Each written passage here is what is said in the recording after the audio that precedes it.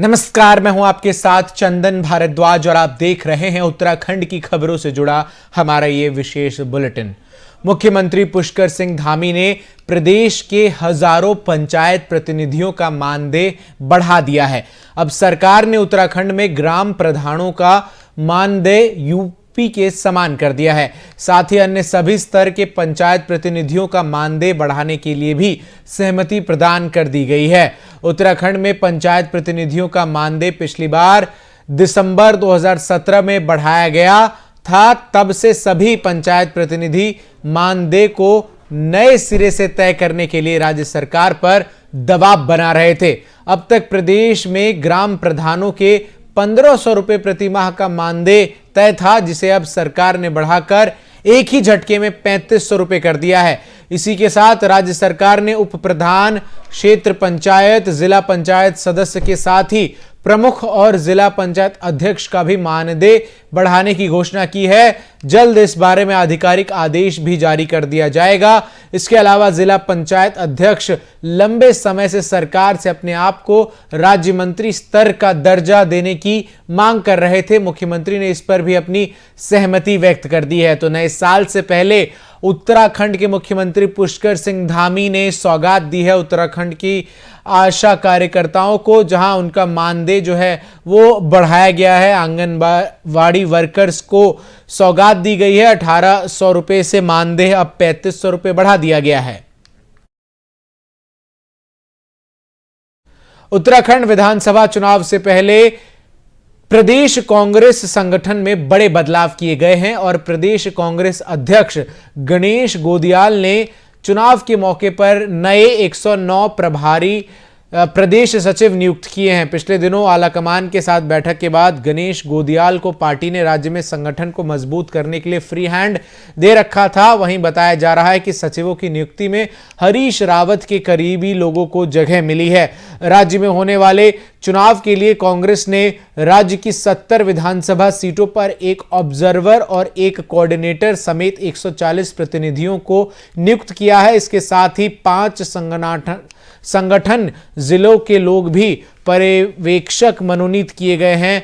Akhil Bharatiya Congress committee के महासचिव संगठन केसी वेणुगोपाल ने पर्यवेक्षकों और समन्वयकों की सूची जारी की है। इसके तहत ऑब्जर्वर और एक समन्वयक के पद पर ज्यादातर हिमाचल प्रदेश, दिल्ली, हरियाणा, राजस्थान, झारखंड, मध्य प्रदेश के नेताओं को शामिल किया गया है। मसूरी में नए साल मनाने जाने वालों को वापस लौटना पड़ रहा है। पुलिस लोगों को शहर से बाहर ही लौटा रही है।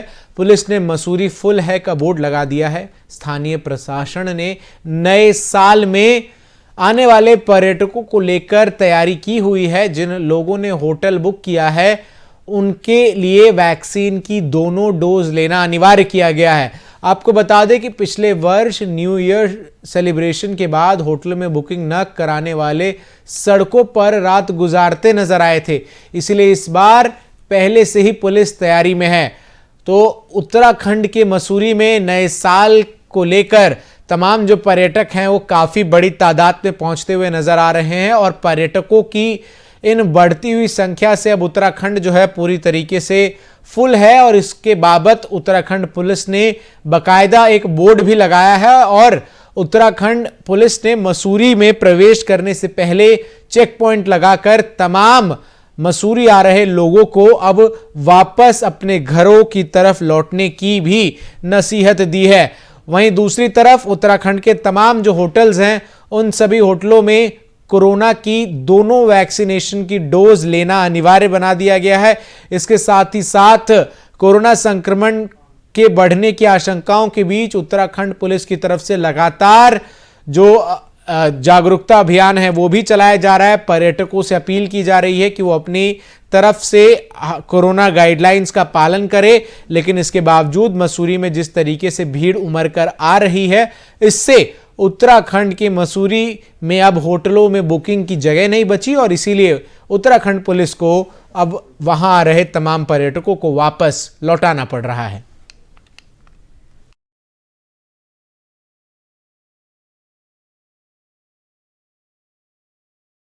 उत्तराखंड में ओमिक्रॉन वेरिएंट के अब तक 4 मरीज मिल चुके हैं, जबकि 30 दिसंबर को 59 कोरोना संक्रमित मिले।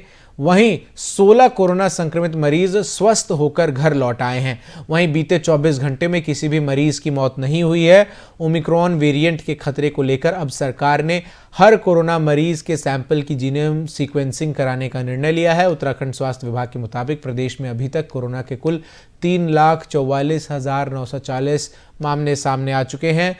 इनमें से 3,31,049 मरीज स्वस्थ हो चुके हैं। रिकवरी रेट 95.98% है।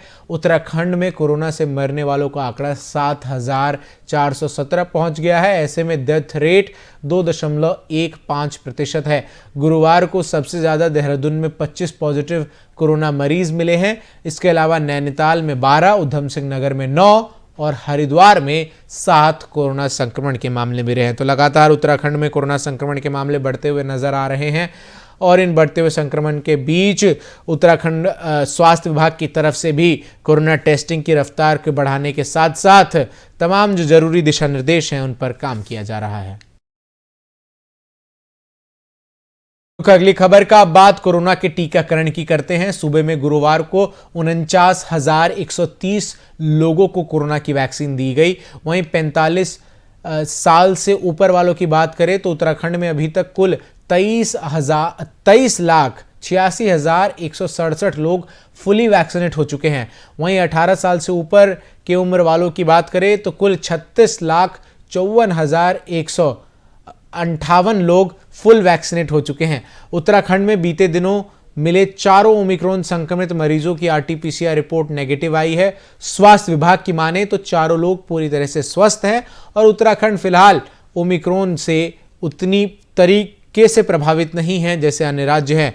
सरकार ने अब हर कोरोना मरीज के सैंपल की जीनोम सीक्वेंसिंग कराने का भी फैसला लिया है। वहीं दूसरी तरफ उत्तराखंड में अभी केवल दून मेडिकल कॉलेज में ही जीनोम सीक्वेंसिंग कराई जा रही है, यानी मामले बढ़ने पर लैब पर बोझ बढ़ना तय है, जिसको लेकर दून मेडिकल कॉलेज यानी दून अस्पताल ने भी अपनी तैयारियां तेज कर दी है। अगली खबर का बाजपुर के राजदीप तिवारी के नेतृत्व में दर्जनों महिलाओं ने नशे के खिलाफ नगर में रैली निकाली। महिलाओं ने बाजपुर कोतवाली पहुंचकर पुलिस प्रशासन से नशे पर रोक लगाने की मांग की। महिलाओं ने चेतावनी दी कि अगर उनकी मांगें नहीं मानी गई तो वो आंदोलन करेगी।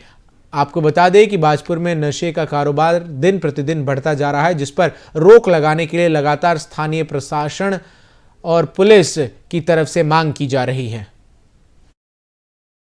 सर, हमारे यहाँ तो आधे से ज़्यादा लोगों के घर बर्बाद हो चुके हैं और बाकी हैं वो भी बर्बादी की कगार पर हैं, क्योंकि महिलाएं बहुत ज़्यादा परेशान हो चुकी हैं। उनके पति हैं, काम करते नहीं है, नशे के लिए चाहिए। कच्ची शराब तो एक बार को सस्ती मिल जाती है, लेकिन स्मैक तो महंगी मिलती है। उसके लिए वो क्या करते हैं, घरों का सामान बेच रहे हैं, चोरी कर रहे हैं। जैसे सर ने बताया था अभी, वहाँ पे महिलाओं का शाम को निकलना मुश्किल हो गया है। पहले ऐसा नहीं था, महिलाएं आराम से आ जा सकती थी, लेकिन अब उन्हें डर लगा रहता है कहीं कोई उनका मोबाइल ना छीन ले, कोई पर्स ना छीन ले, कोई उनके साथ बदतमीजी ना करे, तो इस चीज़ का उन्हें डर रहता है। सर, खराब हो चुका है कच्ची शराब और स्मैक को लेकर।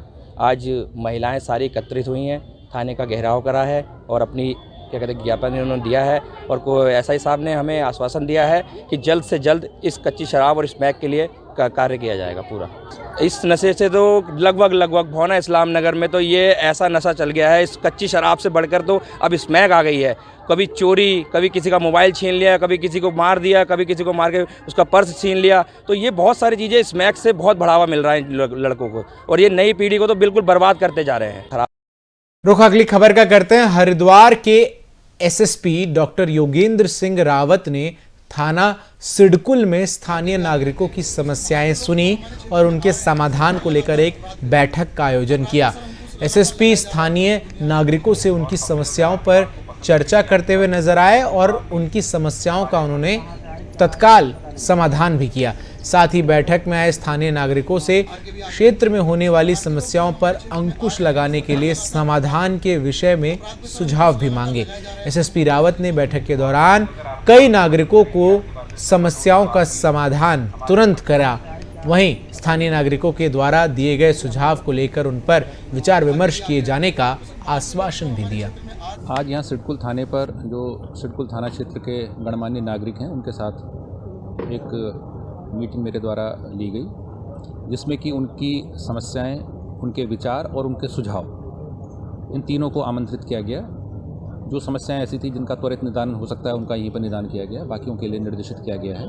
और जो सुझाव पब्लिक के द्वारा दिए गए हैं उन पर अमल करने का हम लोग प्रयास करेंगे, ऐसा भी हमारा। फिलहाल के लिए उत्तराखंड की तमाम खबरों में बस इतना ही। देश और दुनिया की सभी खबरों के लिए देखते रहिए FM न्यूज़।